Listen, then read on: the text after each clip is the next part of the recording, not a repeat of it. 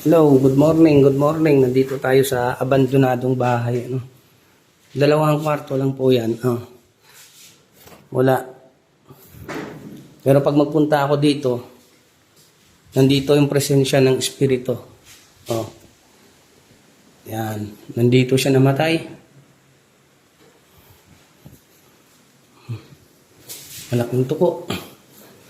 Nandito yung presensya ng espiritu na namatay. Okay? Yan. Tumatayo na naman yung balahibo ko. Dito. Dito banda. Yan. Siguro higaan. Dito.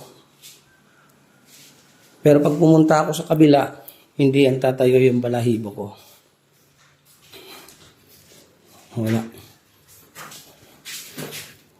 Wala. Wala. Dito gid sana ano gali? Dito. Okay. Ikat na natin.